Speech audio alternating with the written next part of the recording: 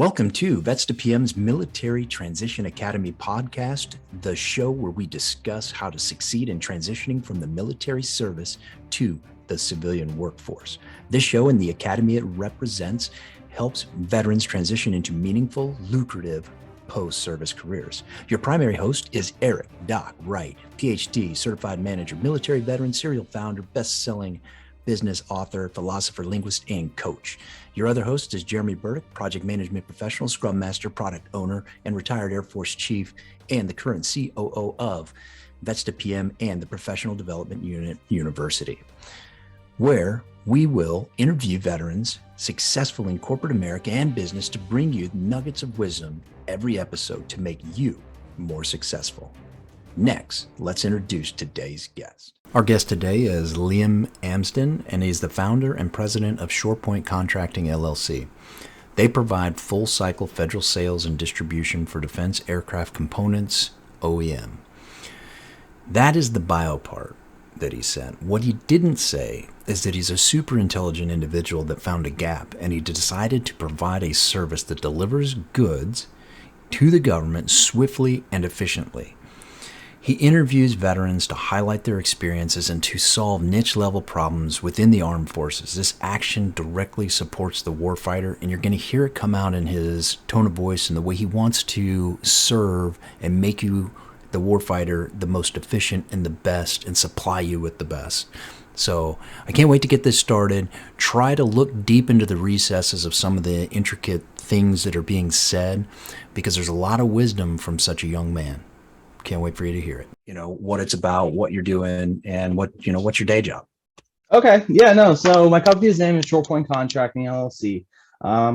We're classified as a value-added distributor. We provide full-cycle sales and distribution for defense or aviation defense component original equipment manufacturers. So the way it works within aerospace and defense is, of course, you have your large primes, your Lockheed Martins, your Boeings, but there's mid-market companies and small market companies that are responsible for the smaller component manufacturing, and they don't get the exposure or have the subject matter expertise to participate in the federal marketplace. And we essentially help them advertise and present relative marketing campaigns, and then obviously acquisition programs to the federal government and Defense Logistics Agency, and essentially capitalize on that marketplace. Wow, that's cool. So I mean, you got the big manufacturers, and then you've got a bunch of little ones making all the little pieces and parts that they put together, right? And so you coordinate a lot of the sales and service along those lines, correct? Yep. So there's two avenues here. The OEMs, they sell commercially to make a final aircraft like an F-35 or like an F-16, F-15. That goes directly to like a Boeing or a Lockheed Martin or a Sikorsky. But there's something called depot level repairable procurement, especially with the Defense Logistics Agency, which is responsible for about like 60% of acquisition of just singular parts and components within the Department of Defense. So we help them capitalize on micro purchase and simplified acquisition procedure contracts through small dollar value contracts, but that are high volume, but they just don't equal a lot of money in a one-time set. So we just help them capitalize on those. Well, too cool. Do you guys actually manufacture, or you just handle most of the in and out coordination with the big players? No, so we don't manufacture ourselves. We are licensed to handle ITAR controlled export data, technical data, but we do none of the machining ourselves. We call it a full cycle methodology. So we essentially assist OEMs through 5 phases of acquisition cycles, 1 being market research, 2 business development, 3 capture, 4 distribution, and then because it's the Department of Defense and the military, there's certain packaging and labeling requirements. Because it's going to a higher level organization, we take care of that for them too. Oh, cool. Now, see, that is important, right? That's the nuance that most people won't pick up on is, if it doesn't fit into the national stock number or however packaging has got to be correct so that I can look it up in the system, pull it down, put it in the right bin for the mechanic out on the line. I only know that because I was a mechanic for my first 8 years on aircraft in C-130. So really, really cool. That's excellent. So talk to me a little bit about, a transitioning member and like your Warfighter of the Week concept. Okay, so our mantra is enhance warfighter readiness. It is our mission motivation. It's how we guide our operations. We want to make sure everybody in uniform is able to just execute their mission to the best of their ability and provide their safety.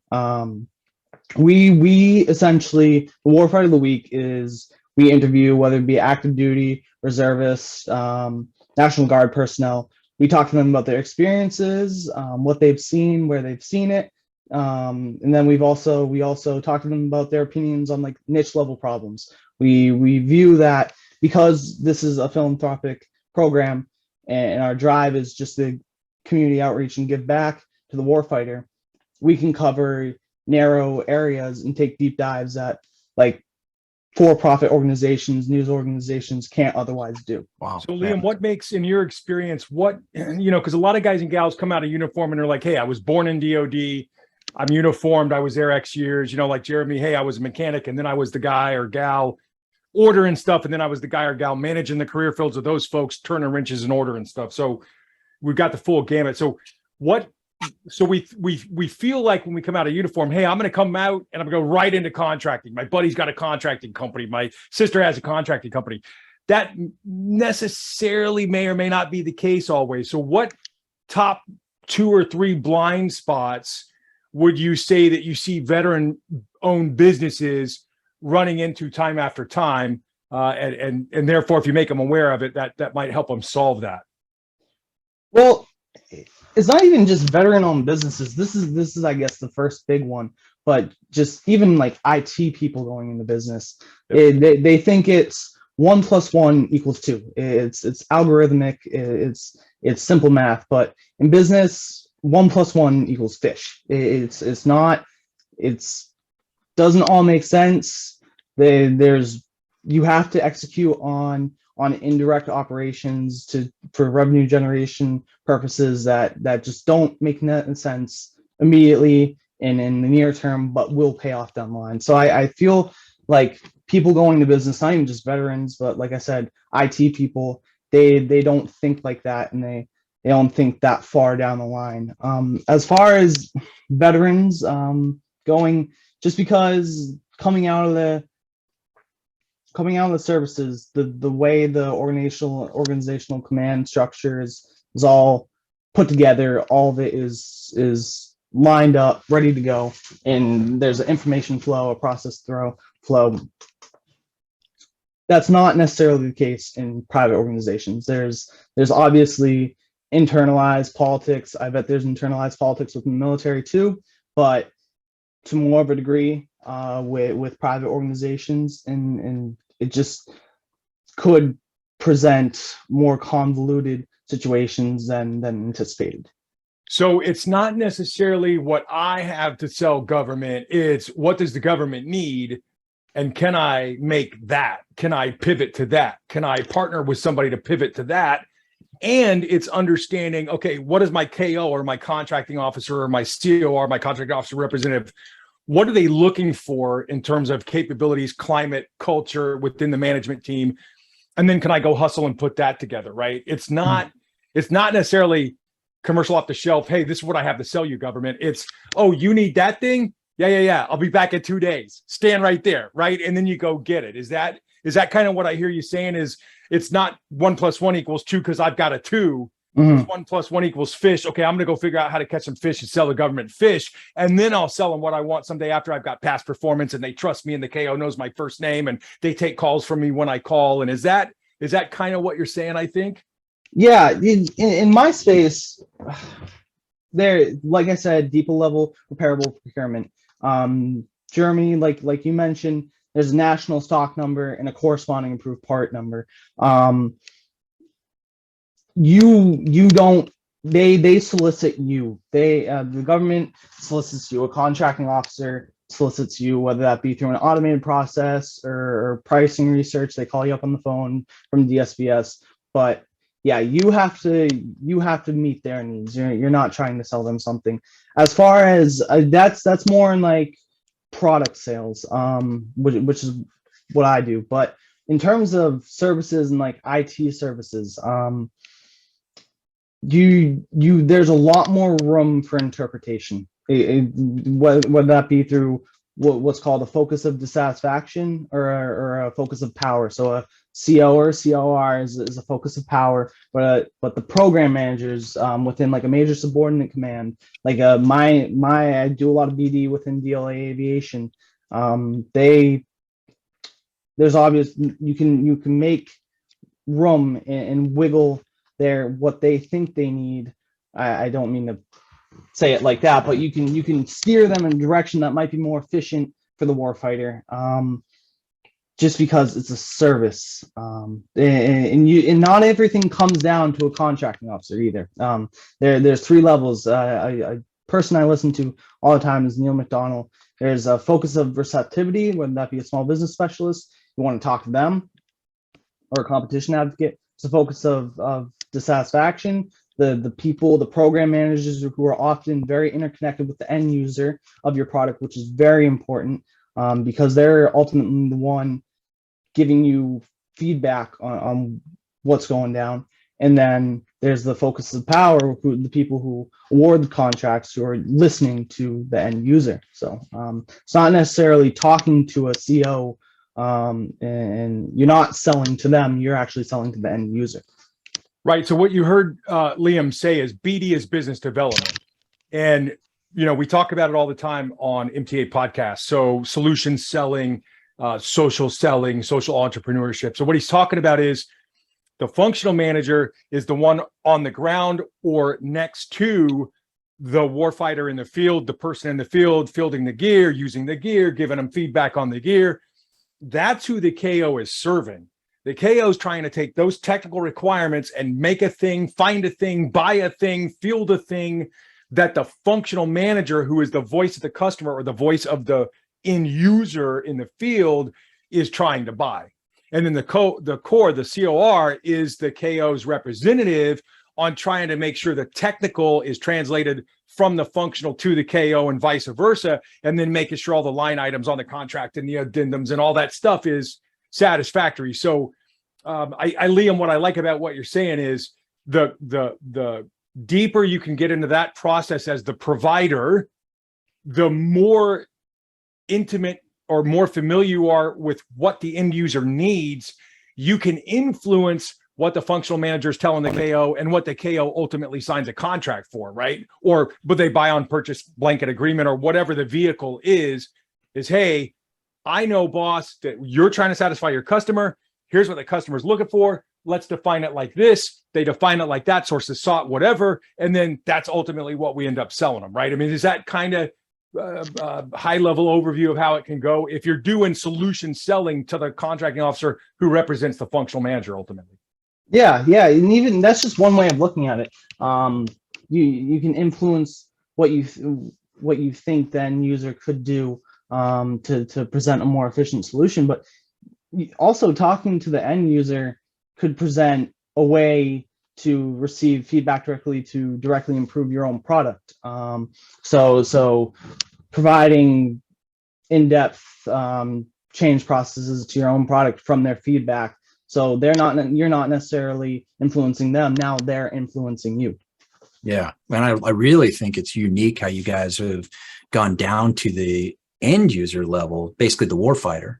Mm-hmm. You're talking to them, whether it's always about the product or not, you're sourcing a sense, a feel of what they need so that you can fix a problem, right? It's a requirements definition. So when you say like, hey, yeah, I can influence, and you're worried about the way that sounds for all the project managers in the room, that's exactly what you're doing. You're making sure what they actually are asking for, that square peg will fit in that square hole. Otherwise, by time that it's like the telephone game, by time the end user gets their stuff up to the core, or whoever's giving you the information, the technical specs, it ceases to be what the end user actually needed. I mean, I remember on 130s, it was so hard to get tech inside the cockpit. We'd be stuck with Panasonic tough books that were, 10 years old, and we had more computing power on our phones. And it was like, we could not ever tech refresh inside of a C-130, for example. It was just very, very difficult. So it'd be nice to have somebody interviewing the folks flying the airplane and saying, hey, wouldn't it be cool if we had a handheld Garmin that worked better than the internal GPS system? You know what I mean? So that's really cool how you guys go after it. And during these interviews, I mean, what are some of the more unique stories that you're hearing from the end user, the warfighter, as you put it? There's really so many. It's hard to pick one out of the pile. I guess the one that comes to mind is like, I remember talking to a lady in an intro meeting, and I try to just probe them a little bit, see what they might want to talk about. And that's another thing about Warfighter of the Week. I view it as an experiment. I view as like, I am a scientist. I conduct these studies like on a double blind, on a blind manner. I never try to influence what they talk about. And when we go into an interview, it's an hour, 2 hours of them just talking. I'll ask questions based on that, but I will not push them. I will not suggest a topic. It ensures the validity of the results. But I remember this one person I talked to, she talked about traveling within the military, how she always viewed that as the best experience. And she, I guess the thing she got the most out of the military was seeing the world. I think she did like kitchen operations or something like that, cooking within the armed services. And that's, if I were in that particular field, talk to her about whether or not the ovens are working right, and whether you can get the spares or the pots or the pans or stuff like that. As far as, I haven't talked to that many aviation people, but with Warfighter of the Week I'm open to every MOS. I want to interview people kicking down doors. I want to interview people in logistics. I want to interview people in command and control. I want to interview reservists, National Guard, to just get like an interactive vantage point of everything, just to get a view of the landscape, I guess. Yeah, that's great. That's really cool. So what made you start the company? Like what motivated you to do this? And like, how did you get from where you were to where you are? Well, so I'm rather young. I guess I viewed it as I had very little to lose, and I had my whole life to make up ground. But what pushed me is, hey, there's a gap in the market, and I feel like I can go do something that could help me or create value for me greatly. But also, it's just part of government contracting and serving the DoD is you are helping the people who give the most and sacrifice the most 365 days a year, 24 hours a day, complete their mission, ensure their safety, and help protect this country and its people. So it's just something that pushes me every day, not even just the start. Man, just probably the best line of the show so far. Right? As Doc would say, I definitely got goosebumps on that one. That was really good, man. So you saw a gap, and what a business proposition that is, right? When you can see a gap. So I mean, when you talk about this and you see, you're giving advice, like right now for all the people out there listening, you're dispensing advice and how you felt like you had your whole life to make up for it. It's like the reason that, Warren Buffett says, get into the stock market while you're young, right? Mm-hmm. So you have margin to lose and you'll make it all back up. So I think that's a really good nugget of wisdom. But where would someone that's about to transition, how would they go do and see the gaps that you saw? Like, what made you see that gap? If you're transitioning out of the military, and you are interested in government contracting, especially the Department of Defense, you have an inherent advantage over everybody, because you know how it works, how it's done, and you can put that to work, especially in your particular MOS. If you're coming out, say you were a repair guy working on KC-135s or something, and you already know how those parts are procured, and you don't have to spend a month or two figuring out how a part request is sent from Tinker Air Force Base because they discovered a component's faulty, all the way to DLA Aviation Headquarters in Richmond, Virginia. Then it has to go back down, or they have to procure it through DLR Philadelphia. You already know that. There goes a month or two of BD and research and market research that you don't have to do. But in terms of an overall picture, it's not even if there's a gap.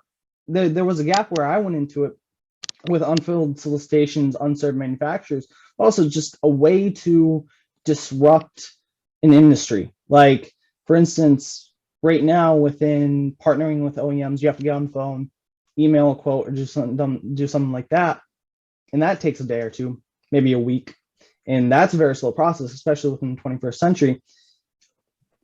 I want to build an interactive database that updates in real time, that we partner with OEMs, and it can provide a quote on demand, and it streamlines the solicitation automatically through a system with our OEMs, and then cuts out people in the middle, just streamlining a process from a week to like an hour, or even like 5 minutes or something like that. But I just finding a way, because you can go out and get software built, no problem nowadays. You just have to document processes, just finding a way to kill time, I guess I'd put it. Yeah. Wow. Shorten the lead time between a request to an OEM. Bang. You're just connecting the dots. So how cool. Doc, what do you think, man? You're listening back there, and you've got, we're looking at a fairly young individual that took really a business by the leads and are steering it. Well, I mean, I think, I think his comment earlier about, one of the things I was excited to have him on the show about is, hey, yeah, I exploited a opportunity to market, but I exploited an opportunity to market that somebody else is depending on. So if I serve that person, if I serve that demographic and they get value first, they vote with their dollars, and that's my bank account. So, we hear about capitalism, good, bad, evil. We hear about, all these different types of economies nowadays and stuff. And I think at the end of the day, you can't go wrong if you're social selling or you're social entrepreneur. If the problem you're solving is something that society needs, or the government needs, or the warfighter needs, or somebody else needs, and you give them the value first, like at Vesta PM, we give away lots of stuff for free resume courses, free test prep books, free, here's the fundamentals of this thing course. If you want the advanced course, hey, that's an economic transaction. If you want coaching, if you want, if I got to trade you time where I'm not trading it to somebody else, then we can do economic transaction stuff, right? And most people get that. But the social selling part, the social entrepreneurship part, people innately sense fair. And more importantly, they sense when it's not present. So I don't care if you get a good deal, as long as I get my good deal too, or I get my good deal first, right? So I think that, what a compliment to Liam that, hey, I saw an opportunity to disrupt, but it was an opportunity where I could serve the greater good first, and then I'd get my good deal on the back end. I mean, Liam, dude, kudos, man. A+ on that test, dude. Yeah, no, it's just, again, it goes back to our mantra. It's enhanced warfighter readiness. Every presentation I give, it's the first thing I say on a slide, or it's through a constant theme on the slide. It's right there. It's because when you're working with the DoD, ultimately, one way or another, you are essentially providing a solution that comes down to somebody's lives at stake. One way or another, this is going to affect what you are doing, someone out in a building, and I maybe a decade ago was in the Middle East, in Iraq or Afghanistan, or who knows, a decade from now it could be on a ship in the South China Pacific. What you are doing right now could be the decision between whether or not they live or they die. And if you think about that, it is going to make you want to do what you want and execute to the best of your ability. So how does somebody get into business development? What books, what YouTube videos, what TEDx talks, like what resources would you in that space recommend somebody go to as to kind of learn how to spell business development? In terms of the public sector and government contracting, figure out what you not necessarily know, or no, figure out what you know. And it doesn't have to be something that you're particularly good at, because if you like it, you can spend 100 hours researching it, and it's not going to feel like work. But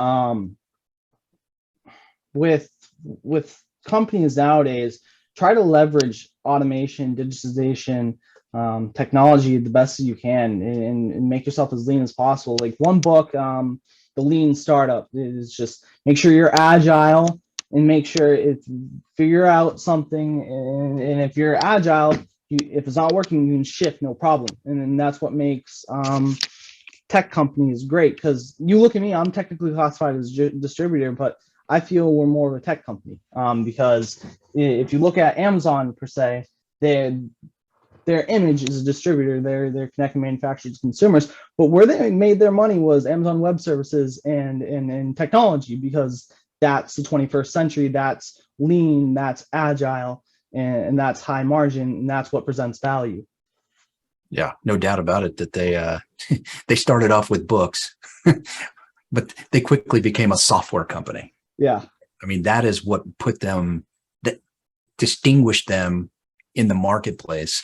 And I use them today because I can get it inside of a day. You know what I mean? Like that's the perfect example, Liam, of a distributor is only as good as their distribution software, right? Mm-hmm. It's the technology that's enveloping around their business that allows them to leverage time and space. So how cool. Great perspective. I wrote down the book, The Lean Startup. Is that correct? Yes. Yeah. And so The Lean Startup, in terms of specific government contracting, Eric Coffey, I know Doc, he told me to reach out to you. Eric Coffey is great. I read a book about Judy Bradt, Bradt. Her government contracting book is great. Neil McDonald mentioned him. He does LinkedIn Lives every day. It's perfect content and perfect for business development capture. But back to the technology thing, it's what we do right now is like packaging, and there's nothing unique the way I look at it in saying you're ISO qualified or ISO compliant certified. There's nothing unique saying, hey, you can put a mil standard 129 label on a box. What I'm trying to drive my company to do is speed and narrow focus. It's just if you can find a way to do something faster, and whether that's through a narrow focus, you're going to beat everyone, because the most valuable commodity on this earth is time. And we live in a Twitter world, right? Everything's 150 characters or less, man. Can I read it in less than 90 seconds? Cool. Now I can read stuff in 90 seconds. Can I read it in less than 80 seconds tomorrow? Cool. Can I read it in less than 4 seconds next week? I mean, it's all about, once you get something, you want more of it. So when's the last time you saw a payphone or a manual roll down window in a car? Like, you know what I mean? Like we're not going back to that stuff now. So Liam, just great wisdom, man, and insight that you're sharing with us. And I appreciate it. And the Lean Startup, I mean, that's what we coach. That's what our buddies over at the Veteran Entrepreneurship Initiative coach. It's, Steve Blank says a startup, back to my question of you earlier, a startup is a company looking for a solution to develop that it can sell 1 million times or 1 billion times or whatever. That's what a startup is. A startup is not, hey, I got this thing that I sell, want to buy it? And then I'm going to go bother 50 million people until I get X amount to buy it at Y price so I can make X amount of dollars in revenue. I mean, that's the old model. And that model was busted about 22 years ago now, and it ain't coming back either. It's going the way of the payphone. You know what I mean? So good book, man. Yeah. It's just, I'm a big fan of Shark Tank. I bet a lot of listeners are. It's the classic thing, but if you brought a product on Shark Tank, they would say, you don't have a company, you have a product. But if you're selling a solution to a problem, that's when you have a company. Perfect, man. Perfect. Good words for sure. As we start to wrap this up, what's like a good parting shot that you want to talk about your company? Or you want to talk to a transitioning veteran, some advice? As far as my company, it goes back to the beginning. We provide full cycle distribution, full cycle federal sales for defense aircraft component OEMs. In that tagline is a narrow focus. If you're a transitioning veteran looking to go into entrepreneurship, which I feel is great. One is because again, with government contracting, you obviously know the way it works, but coming out of the military, you have a lot more flexibility per se. But to get a narrow focus, because if you start narrow, like Amazon started with books, get really good at one market. If you're really good at one thing, one particular small thing, that's how people are going to notice you. Like my company, a federal supply class, the first 4 digits of a national stock number, we focus on 3 to 4 of those, and there's like 47 million national stock numbers in the catalog, and we pick out 4 of federal supply classes. So a narrow focus promotes agility, promotes speed, promotes precision, and that's going to be, if you're small, you're going to be able to do things a lot faster than big guys, and that's what's going to be the key qualitative and quantitative differentiator for you. And oh, by the way, that looks a lot like badass customer service, right? Like KOs and functional managers and warfighters in the field. Like they're going to be like, hey, I want to do business with that company because I get my stuff like Burdick. I get my stuff tomorrow instead of in 3 months. And I would rather have it tomorrow because I could have used it yesterday. So good stuff, man.